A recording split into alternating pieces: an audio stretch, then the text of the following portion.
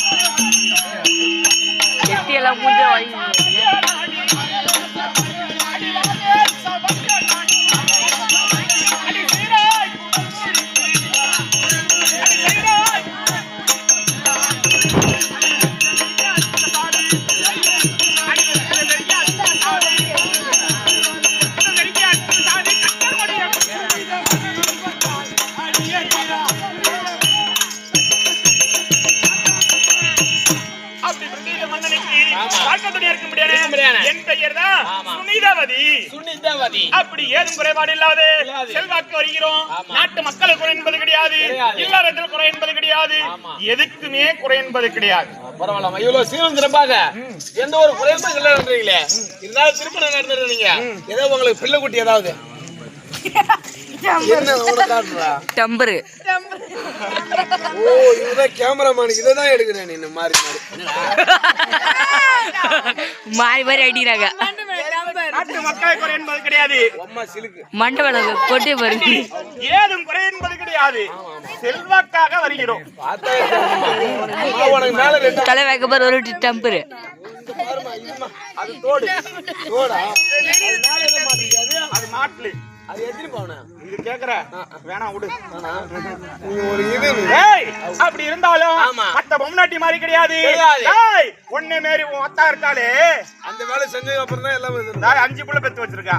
உன் பொண்டாட்டி இருக்காளே, அவ 4 புள்ள பெத்து வச்சிருக்கா. ஏதோ அவங்களால முடிஞ்சது. நாய் பன்னி குட்டி போட்ட மாதிரி போட்டு வச்சிருக்க நீனு. ஆனா நான் அந்த மாதிரி கிடையாது. ஆசைக்கு அன்புக்கு பண்புக்கு